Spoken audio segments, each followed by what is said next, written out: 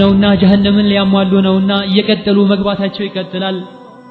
ልክ ገብተው ሲያዩ ወደ ግራና ወደ ቀኝ ያሉ ምናልባት አንድ ከአላህ የሚያስታርቀንን ሰው እናገኝ ይሆናል ብለው ምናልባት አላህ ዘንድ ተማጽኖ መልጃ ሆኖ ከዚህ ጭንቅ የሚያወጣቸው የሚያቀልላቸውን ሰው እናገኛለን ብለው ግና ይሄን አይደለም የሚያገኙት። እዛ ውስጥ ሞኞች እንጂ ብልሆች አላህ ቀልብ የሰጣቸውና በተሰጣቸው ቀልብ የተጠቀሙ እዛ ውስጥ አይገኙም። በዱንያ ሱር የተባሉትን ሰርተው ተው የተባሉትን ትተው ህይወታቸውን 30 ማክሲመም 100 ዓመታቸውን በኸይር ነገር በተቻላቸው መጠን ነፍሳቸውን ተያሉ በኸይር ነገር ህይወታቸውን ስለጨረሱ ብልሆች እዛ ውስጥ የሉም። ቢስሚላሂ الرحمن الرحيم نعم جهنم حرها شديد وقعرها بعيد قلتها በጣም ማይቻል ከባድ ነው።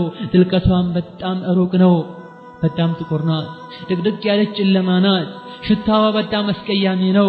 ስትታይ በጣም ተዘገንናለች፣ ታስፈራለች። አንድ ድንጋይ ጫፍ ላይ ከተወረወረ 70 ዓመት ስሯን አይደርስም። እዛ ውስጥ ከተራራ የሆኑ ጀበሎች ተራራዎች አሉ። ጀሃነም ውስጥ ከተራራ የተሰሩ ጀሃነሞች ተራራዎች አሉ። አላህን ያስያመጠና ያስቀየመ ሁሉ እንዲወጣ ይገደዳል። እዛ ውስጥ ወንጀለኞች፣ ካፍሮች፣ አፈንጋጮች። እዛ ውስጥ ከእጅና ከመግል የሆኑ ወንዞችም አሉ። አመፀኞች ይጠጣሉ። ከላይም እሳት አለላቸው፣ ከስርም እሳት አለላቸው፣ ከግራም እሳት አለላቸው፣ ከቀኝም እሳት አለላቸው። በሁሉም በኩል በእሳት ተከበዋል። وهم غرقا في النار بل እሳት ውስጥ ተሰምጠው እንዲኖሩ ይደረጋሉ። ድምጻቸው ጮክ ብሎ ይጮሃሉ።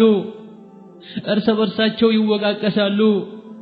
የሚፈልጉትን ነገር ከማግኘት ተስፋቸው መንምኗል። ወደ ራሳቸው ይመለሳሉ፣ መውቀስም ይጀምራሉ። ነዓም በዱንያ ይፈሩትና ያቁት ከነበረው ከበጣም ከሚሰጉት አዛቦችና ወይም ደግሞ ዱንያ ያስፈሩ የነበሩ ነገሮች እዛ አጥፍ ድርብ ሆነው አስፈሪነታቸውና አስተቃቅነታቸው እዛሁም አለ። ምሳሌን እባብ ማድረግ እንችላለን። እባብን ሲያይ ማይፈራ የለም። ማይፈራ እባብ አለ፣ ይፈራ እባብ አለ።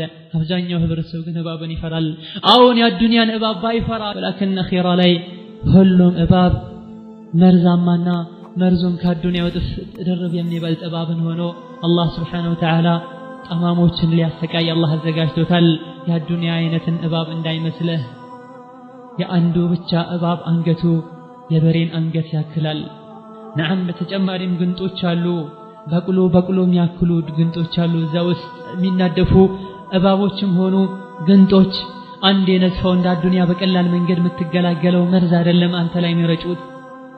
እነዚህ እባቦችና ግንጦች የረጩት መርዝ ከእሳት ማይተናነስን ስቃይ ያሰቃያቸዋል። ፊት ለፊታቸውም ከኋላም ከፊትም ሆኖ መሸሽ የማይችሉ ሆነው ሳለ ያሰቃያቸዋል። በል ከእሳቱም የበለጠ ሊያሰቃያቸው ይችላል። ምክንያቱም መርዝ ነውና። እዚህ ውስጥ የገባ ምንኛ ተዋረደ። የጀሃነም ራስ የሆነ ምንኛ አነሰ። እስኪ አድመጥ ከልብህ፣ እስኪ ቀልብህን ከፍተህ ቀልብሽን ከፍተሽ ስሚ። አቡ ሁረይራ ምን ይላል? ነብዩና ሰሃቦች ቁጭ ብለን ሳለ መስጂድ ውስጥ ነብዩ ምን አሉ? አቡ ሁረይራ እንደዘገበው ከማሩ ያንሁ እዚህ መስጂድ ውስጥ 100,000 ሰው ቢኖር ወይም ከዛ በላይ አንድ የጀሃነም ሰውዬ ጀሃነም የተፈረደበት የጀሃነም ሰው እዚህ ውስጥ ቢኖር ከ100,000 ሰዎች ውስጥ አንድ የጀሃነም ሰው ቢኖር ጀሃነም ውስጥ ያለና ገብቶ የወጣ ሰው ቢኖር አንዴ ከዛ ውስጥ ቢተነፍስ እዛ ውስጥ ሆኖ 100,000 ሰዎች ውስጥ ሆኖ አንድ የጀሃነም ሰው ቢተነፍስ ወደ ውጪ ትንፋሹም ሄዶ ሰዎችን ቢነካቸውና ቢደርስ ወይም ደግሞ አንድ ታይሄ በ100,000 ሰዎች ውስጥ ያለው አንድ ግለሰብ ቢተነፍስ የጀሃነም ሰው ነው ቢተነፍስ የሱ ትንፋሽ ሁሉንም ሰዎች ሄዶ ይነካቸው ነበር። ግለቱና ሙቀቱ ውስጥ ላይ የታመቀው የጀሃነም እንፋሎት ከሱ እንፋሎት የመጣም መስጂዱ ይቃጠል ነበር። እዛ ውስጥ ያሉትም ይቃጠሉ ነበር ይላሉ ነብዩ ሰለላሁ ዐለይሂ ወሰለም። የውርደት ሀገር ናት፣ የጭንቅ ሀገር ናት ጀሃነም። አላህ እሱን ያመፁ ሰዎችና ጂኖችን ሊያሰቃይባትን ፈጥሯታል። በሰው ልጆችና በአመፀኛ ጂኖችም ትሞላለች። አላህ Subhanahu Wa Ta'ala ይሄንን ሲያጠናክር وتمت كلمة ربك لأملأن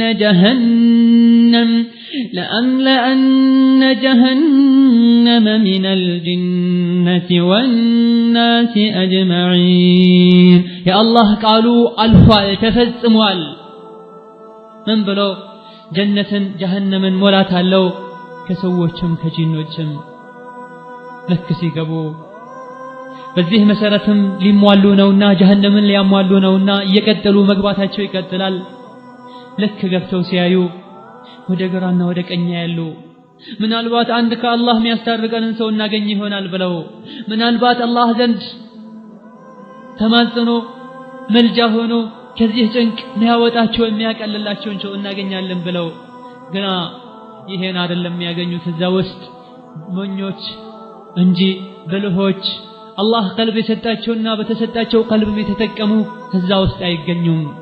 በዱንያ ሱሩ የተባሉትን ሰርተው ተው የተባሉትን ትተው ህይወታቸውን 30 ማክሲመም 100 ዓመታቸውን በኸይር ነገር በተቻላቸው መጠን ነፍሳቸውን ተያሉ በኸይር ነገር ህይወታቸውን ስለጨረሱ ብልሆች እዛ ውስጥ የሉም። ይልቁንስ ያሉት ማናቸው?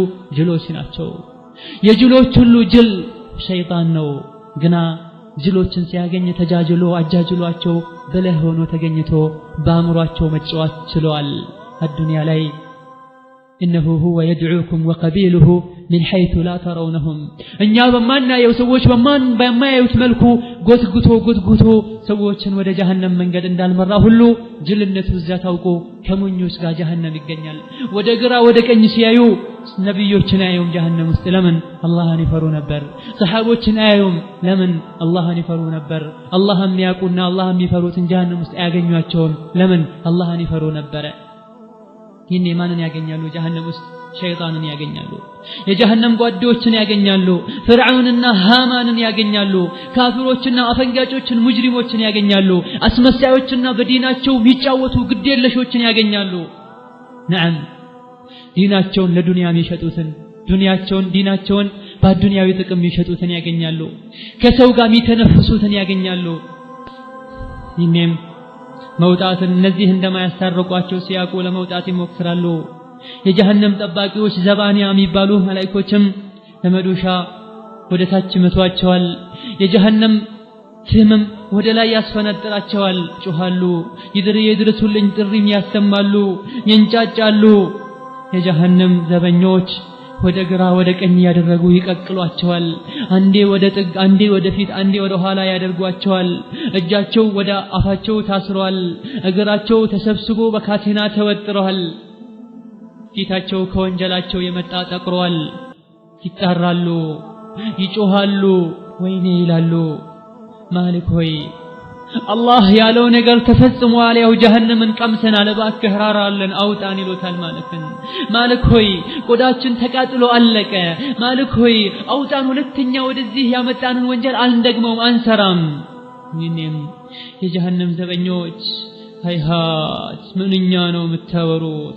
ምንኛ ነው የምታስቡት? ጊዜው እኮ ይሄ ነገር የሚስተናገድበት ጊዜ አይደለም። የጸጸትና የመመለስ ሰዓቱ ድሮ አለፈ። ላ ኹሩጀ ለኩም ሚን ዳሪል ሀዋን፣ ከውርደቷ ሀገር ከስቃይዋ ሀገር የመውጣት እድል ከእንግዲህ የላችሁም።